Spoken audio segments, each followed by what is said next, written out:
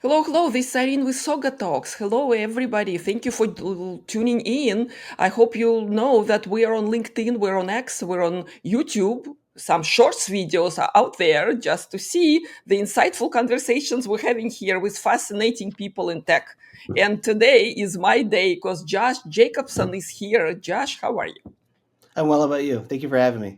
Absolutely. The pleasure is mine because we said we're going to talk about AI systems, cybersecurity in a way, right? And how AI generated code actually affecting organizations, people, and, at large, the industry. So, Josh, thank you for so very much for being here. I want to start with AI vulnerabilities.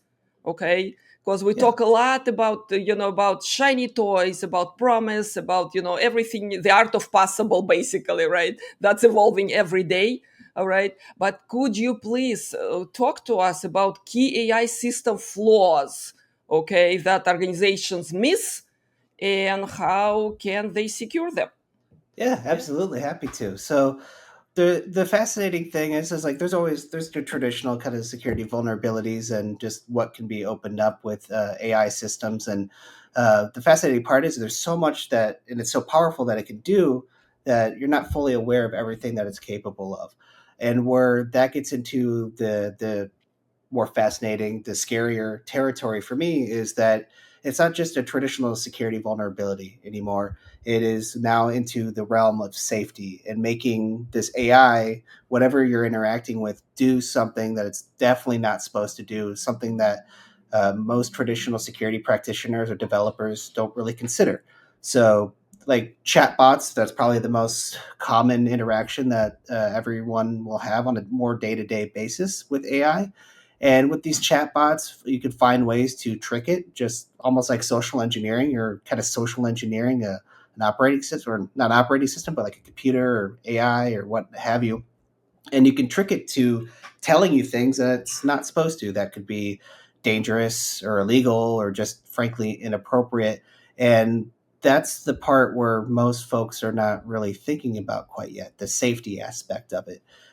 So that's where the current gotchas are. Can I make this chatbot hallucinate or give me a discount that doesn't exist? Can I get it to teach me to make things that I should not be able to know how to make that could be dangerous or illicit? And so that's the burgeoning area, and that's the where it's really opening up in the security world. I learned a lot about how AI code, okay, changing everything, okay, because it's a major breakthrough in development, all right? Teams Yeah. getting productivity gains, organizations predict they will not need much programmers or software engineers in the future. We're going to see how that goes. But could you please talk to us about some security risks that some AI generated code pose? Yeah, the key aspect of it is just not thinking about the traditional hardening or security functions or factors when you're building out code. It's nice, you could do it very very quickly, you could do it very very easily, but unless you have these very strict guardrails or instructions, or just really smart folks at the other end of the development side, making sure that you're doing the right thing, you could spin up something very slick, very cool looking, but it's full of security holes and Swiss cheese. And so that's the part where it could be dangerous. You could do a whole bunch of stuff a lot faster, and frankly, it could be really cool. But when you're thinking about speed, you're not always necessarily thinking about security in mind. So that's where that could be pretty dangerous. And then there's also the potential to use insecure libraries. Just because it works doesn't mean that it's a good idea to use. It's not safe or secure. And then the other factor of like slop squatting, where folks are creating much like a typo squat, but they're creating repositories that have maybe malicious code that the AI can pick up on and injects into your code base. So if you're not considering those factors or don't even know to look for it, that can become extremely dangerous from that perspective, especially when you're putting less seasoned developers behind it and just someone who's having more of a conversation with a piece of AI, frankly. In that case, Josh, how can teams avoid costly mistakes? I mean, I know it's a large question, but could you please Yeah. maybe spice with some examples? Or yeah, thank you. Yeah, it's not the most exciting answer, but just having a very good SDLC life cycle, making sure that you have toll gates in place, making sure that you're meeting bare minimum requirements, and just testing in general, following from your development on the code base on the SaaS side, getting into dynamic scanning, DAST, if it's applicable to your application, pen testing, and then moving into bug bounty. So having this defense in depth is actually extremely important, and that will never go away. So it actually, if anything, is even more important now to have those. It's also really important to have these feedback loops. So just because you miss something, that's okay. It's not what happens, it's how you respond to it. So as soon as you find something, understand where did this occur in the life cycle? Well, it's because we were developing, partnering with AI, made us move very quickly, but it also helped us introduce something very quickly. So what was the root cause of that? What can we do to control that? And then also just always ensuring that there needs to be a human in the loop to make sure everything is okay. I read a lot about training data pitfalls. Okay, if you can enlighten us, how do flaws in AI training data lead to insecure code? Does it make sense at all? I mean, how can organization make sure that AI generated code doesn't inherit hidden vulnerabilities? I mean, that kind of direction. Yeah, just with anything, it is only as good as what you put into it. So if you don't work with it, you don't set up with a good solid foundation or baseline, those toll gates or guardrails, like I spoke about, then that's when bad things can happen, right? If you just go in, I'm just gonna throw whatever I can at it. It's almost like just trusting anything that you read online. If you don't go in with that mentality. You make sure that you have good, solid data.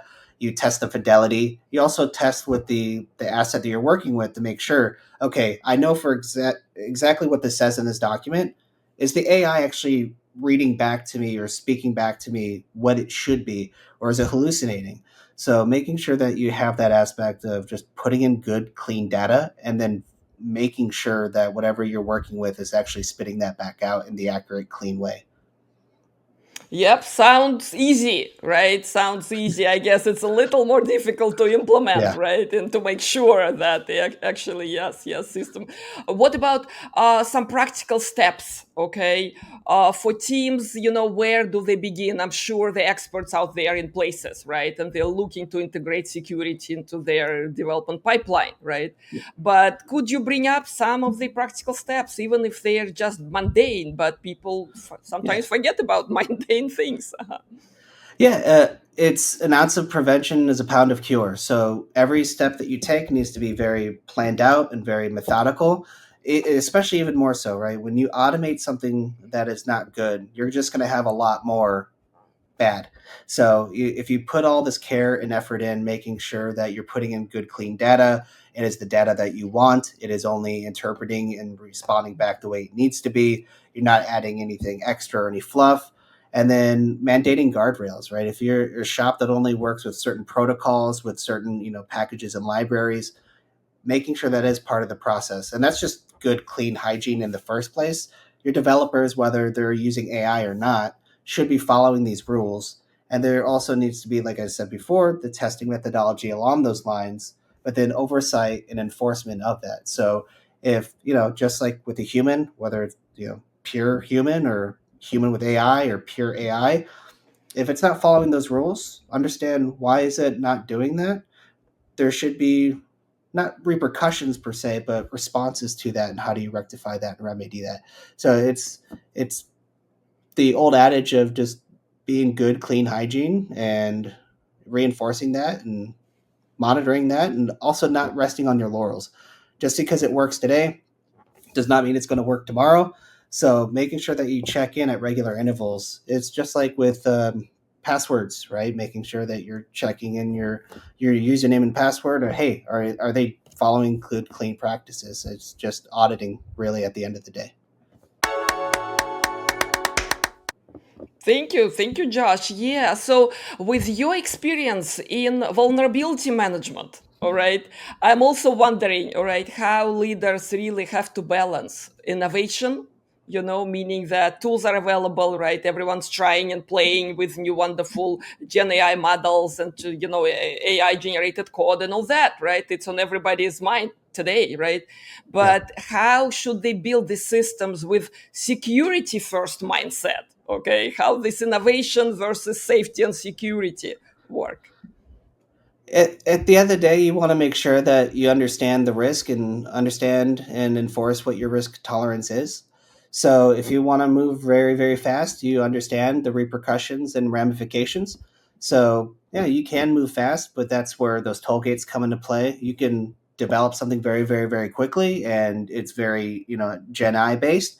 But then that's when the heavy testing methodology comes into play. That's where those feedback loops come into play, and just always ensuring that you're working defense in depth and partnering, with the broader researcher community. There's, strength in numbers in that regard. And that's where the power can really come in. You can work and move very, very fast and sure, maybe break a few things here or there. But my old adage is it's not what happens, it's just how you respond to it. Uh, don't be nervous about critical vulnerabilities. Don't be nervous about having to fix things, but just make sure you approach it and think about it the right way. I'm going to fix this. This is great. I'm going to fix it quickly and effectively, and then I'm going to work to ensure that it doesn't happen again. Um, so yeah, All right, again, sounds easy. Okay, could you yeah, spice it up? Yeah, because this is like it all makes sense, right? It's just common sense and your experience that's speaking, right? Could you enlighten us on some of the disaster scenarios? Okay, let's put some projects in mind. Not particular client, of course, right? But we all been in ups and downs, okay, in our careers. So thing is, it's about learning, right? So could yeah. you please describe a disaster scenario, okay, wherever, the teams, the technology, all the choices, things were planned right, okay, nobody is planning for their own thing to happen, right, and at the Right. same time some lessons learned that, yeah, that audience can benefit from. Yeah, I've had multiple instances where there were severe, external facing critical vulnerabilities. And the great thing is I've been very fortunate to work in environments that is very much a security culture, is not placing blame or anything along those lines. But I've seen it where very easily you can dump an entire database. Obviously, no one goes in and intends to do that, but it sets off alarm bells and sets off incident response. And there have been times where, actually, one time was very funny. They put a staging environment up in production. So it very much looked like something very, very bad happened that the website got defaced. In reality, it was just oops, I put the dev staging environment up in production, and that's what it replaced, and it looked like something very bad. At the end of the day, my friends and I still talk about it, and we actually really laugh about it. There was cats on the website as opposed to what should have been there, and it's like, oh, it was cute. We thought something bad happened, but then we found out, oh, yeah, we actually we pushed that instead. Cool. Now we know. Let's revert it back. Let's understand how we can prevent that from happening again. We implemented some new guardrails and restrictions in place, and it didn't happen again. So at the end of the day, we laughed about it. In the moment, it's kind of nerve wracking, a little scary. It's like you never want to have an incident such as that. It's one thing for someone to find a scary vulnerability and disclose it to you, and that's a very good relationship with the public researcher community. But when you see something like, oh, the worst has happened, you're like, oh wait, no, okay, we went through that. And so even something like that is silly, because I've seen it from the very, very silly and just a mistake to, wow, this is very concerning, this is bad. But at the end of the day, it's all right, let's just work together, let's figure it out. Again, never, it's always easier said than done, especially in the heat of the moment. You're trying to find all these things, and that's where it gets a little bit nerve wracking when you're trying to understand, like, what happened, how did this happen, when did this happen, did anybody exploit it? And so just kicking off those mechanisms and going into play, it takes a village. Takes a village, I'm very tempted to ask about the environment, okay, because many developers, okay, entering the job market, right, or maybe Yeah. mid-career, right, they're looking for the right place to be, what is it, appreciated, accepted, right, with all our human flaws, okay, and vulnerabilities, right? So maybe a Yeah. couple of words for those who are looking for new roles or maybe just starting right, starting in the jobs and the industry, what's kind of the good message out there? What kind of attitude? What kind of skill to bring to the table that people really feel great and create great things? Being really right on the right job. Yeah, especially with the proliferation of AI, I don't see a replacement for very, very creative, talented individuals with a strong security mindset. I could very easily, I mean, I was just doing it, earlier today, spinning up an app just to test it out, just to kind of play around with it. But it still takes background and practice and acumen to understand it. Maybe, someone in my family who's not as technical, they can spin up something and it looks neat, but it's not going to be something that is ready for prime time to be live in production by any stretch of the imagination, because they don't fully understand the code, they don't understand the ramifications or just the insights. Like, it makes my life a lot easier when I'm trying to build out a demo or try to test something out, get it on from my mind onto paper, so to speak. But I still have to know enough and have that background experience to go, no, this is not right, and using the proper verbiage and the proper language. And then again, at the end of the day, the human in the loop aspect should never go away. That's going to be a very concerning day when people think that I can just rinse my hands of the process and I can let something run it for me just by telling it. I have a not, It's not related to necessarily security, so to speak, but I live in Los Angeles. I live in Hollywood, and I have friends that are screenwriters, and they're like, we're very nervous. We're very concerned. Josh, you know a lot about, working with AI and security. And I'm like, you know what? There are real human screenwriters that cannot do dialogue very well, and they're humans. You're going to be teaching and learning everything in AI off of humans, and humans are flawed. And there's always going to be that inherent kind of flaw or bias in there. So having someone who actually knows exactly what you need to do from the ground up is not going to go away. That needs to be in place. And if it's not, that's going to be extremely concerning. What helps you to stay up to date? Okay, that's kind of off the wall question, because it looks like, right, the environment we live in changing by the minute. Okay, forget about months and years. All right, I'm not asking my guest anymore to predict, okay, technology trends. There's no reason for No. that. We're only laughing, right? We're just laughing at the right. So what helps you to stay up to date and really, right, working with larger stakeholders in the organizations and clients, to really enlighten those who are just not as technical? Curiosity. Honestly, a big part of security is being curious. Whether you're an ethical hacker, researcher, pen tester, or developer, you need to have that curiosity and passion behind it. Otherwise, you get bored. So, being willing to go down a rabbit hole, whether it's the right rabbit hole or not, you still learn something. And also being willing to get your hands dirty. I may oversee a large, great team, but I still will go, you know what? I'm going to test this out. I'm going to learn some new methodology. Am I going to apply it in my day to day? No. Am I going to be as good as any of these top tier folks? By no stretch of the imagination. But I'm curious. I want to know a little bit more. I like to be hands on. So that curiosity and that passion is going to just keep driving it. And then just interacting and talking to other folks and learning from your colleagues. And what do you think about this? And having passionate debates back and forth and those conversations. That's going to be always important. So keeping that curiosity and passion behind it. That's also a great advice, for those who starting, for those who, thinking about advancing the career. Exactly, right? And again, to me, the attitude, right, is more probably more important than aptitude. Yes. Yeah, agree or disagree, please. It's the stage is yours. I completely agree. You can always teach the skill, but that drive, that personality, that the curiosity, just wanting to work with it and be willing to work with it, that you can't replace that. You can't teach that or push that into somebody. So yeah, I can teach anybody the most technical things, but it's that next level of just wanting to learn, wanting to interact. Uh, just being good to work with as well, that's never going to go away. Beautiful, beautiful. Exactly. So we should use some for the video description, okay, of this talk, because this is ever green, ever inspiring.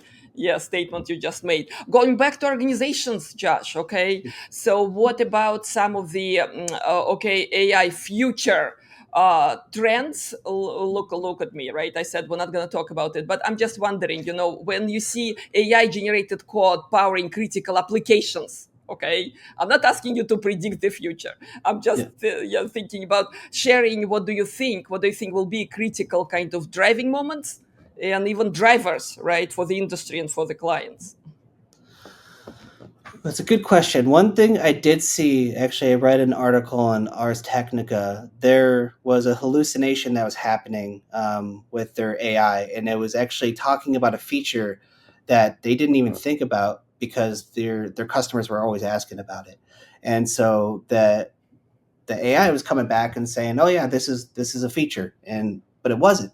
And so I think that's going to be a really fun thing when you start to have these quote unquote like hallucinations or spurts of brief creativity that come out of it and help inspire new changes that sometimes when your head's down and you're really kind of thinking about I have to do X, Y, and Z, you're not always able to take a breather and get some fresh air to be able to go what else should we do. Um, so using it as a tool and as a partner and understanding that it's a tool and a partner, it's an augment. It is not a replacement. And I think once we come to terms that, like again, like with anything else, you can machine mills a piece or a part, or you can do it in mass production. There's values of both, right? Artisanal craftsmen are still around, but we also have things that get built in mass, but you have those checks. And so once we accept that AI is that next level of like manufacturing and scale, and we approach it that way, I think there's going to be a lot less concern or consternation, and it'll assuage some of that.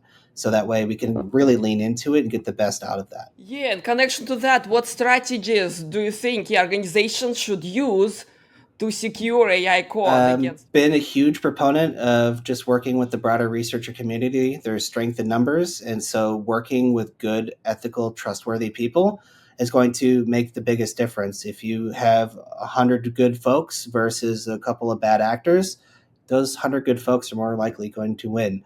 So again, it's way easier said than done. It is one of the hardest things to do is to convince people to work with the broader community. I remember back when I was a pen tester and my customers were very concerned about working with pen testers. I have an internal team versus I work with an external team. But the more and more we lean into that and we have just good people, good hearts trying to do the right thing and getting ahead of that, that's going to make all the difference. And then also understanding lock things down. You can't just trust everything out on the internet, of course. I mean, that's what my parents always told me when I was little. You can't just trust everything. So having that, verification aspect of it and monitoring, just making sure that is also in place. It's not one thing to make sure you're testing the code, but you're keeping an eye on things. Are things working the way they should? Uh, Good logs, and then knowing your threat landscape. There are nation states, just like ethical hackers, are going to be water around the rocks. They're going to go for that easier target. So make yourself a little bit harder than the next person, and it'll serve you well. How not to lose mind while doing all this, of course. I'm asking my guests a lot about those leaders, okay, who have whole technology stack on their plates, okay, Yeah. who have mission critical application, who hold their business, okay, with their technology systems. How business is being driven by technology in many organizations now, right? So how can they keep sane and sleep at night? Because we want them in the morning refreshed and ready to go, right, rather than Yeah. worrying and just thinking what else out there that can blow on me. Yeah, setting yourself. Yeah, make sure you have a good foundation of whatever you are doing, and iterate, never resting on your laurels, and having a good positive mindset in general is just good for anything, quite frankly. But when you start getting away from treating attacks or incidents or vulnerabilities as inherently a negative, it's not something necessarily good. I'm not going to say like, oh, that's great, good job, you have a SQL injection vulnerability, hooray. But treating it as a learning point. So what's my lesson that I can learn? How can I respond to it? There there's nothing like proving yourself in the face of adversity, and it's go, you know what? It's not what happened. It's how I responded, how I took care of it, and just trusting that nothing is going to ever be perfect, and that is okay. So yeah, it's easier said than done again, right? It's easy to worry. There's a lot of bad folks out there that are trying to take things or break things or make things scary. But if you just put your best foot forward and best effort, and trusting your process, working with your team, not placing blame. That's the other thing. Yeah, I could have vulnerabilities or attacks happen to me all day long, and if no one was coming in to blame, and no one was pointing fingers or trying to say, well, this was and so didn't do this. That's just not a healthy way to think about it. It's like, okay, this is what happened. That's a fact of the matter. We're here to make things better. We're not here to bring anybody down or bring things down. And also a fail-safe backup plan. I was very, very fortunate to be at an organization where if the development team said that I'm either unable to fix this or we just cannot simply get to fix this at the time, we had a lot of power to have a fail safe and go, we're taking it down. No one's getting blamed. No harm, no foul. This is just the fact of the matter. And then we'll take care of it and we'll bring it back up when it's ready. I would rather us have something down than completely broken, because once it's broken, it's Humpty Dumpty. You can't really necessarily easily put it back together again. How can you trust it? At least while you know you can take care of it and control it, then you put it back. And so that fail safe is also a nice comfort to be able to have as well. Time is flying, when you're in a good company. So we touched Yeah. on some of the AI vulnerabilities, right, and concerns that leaders should have. Could you please maybe bring some success stories to life, okay, for us? Just describe the project that again things were planning, the way they should be. People were in the right place, and just business saw great results, maybe from your some past experience. Yeah, there's nothing more exciting actually when you follow the steps, you follow the methodology, and then an asset finally goes public, and you get what I like to call novel and elusive vulnerabilities. So vulnerabilities that could not have been found at any other step of the process, irrespective of what the asset is. And then you go, wow, how did you find that? I'm not mad. I'm just curious and excited and interested. Like that. It's like that wow factor of when you're identifying just these vulnerabilities that you could not have ever imagined could have happened, or the chaining could have. How did you even think about chaining that? Oh, I partnered with this person who's really good at that, and then you put it together, and now we have, wow, cool, we have something to fix. But that's exciting, and I'm glad we found it. And I hope we never find it again. And I hope we find the next novel elusive vulnerability, again, that you cannot get without working with a broad researcher community and putting a lot of defense and depth in place. And just that's one of my favorite things to see when we have these customers go, I was extremely afraid that could have happened, and I have no idea how that did, but we'll find out. Thank you. That's a really good feeling, because our goal, any security practitioner's goal, is to make things better. It's never to make things worse or scary. So just to kind of be excited about vulnerabilities in a way is kind of interesting, and I'm starting to see that trend where back in the day, this is bad, you're bad, this is, don't do that. Now you're like, oh, cool, this is neat. All right. I mean, I don't want that to happen, but cool. And so that's what makes me wake up in the morning and get excited for work, and putting hard hours in, sure, but when you see that with customers or colleagues, you feel like you did something right, and you did. So Amazing, amazing. Even listening about this, is inspiring. So I do hope it will resonate with the audience, because, yeah, nothing like getting up and getting to your job every morning knowing that you can make a difference. Okay, yeah. today or maybe in a few weeks, who knows? Maybe in a few months. But yeah, yeah, this is absolutely inspiring, Josh. Thank you for this. Let me ask you this: how often clients and your team using AI to discover those vulnerabilities? Because we hear about, right, all the application in healthcare, in retail, you name it, right? But is it really the adoption is that broad, or we just yet to see, the biggest discoveries? Yeah.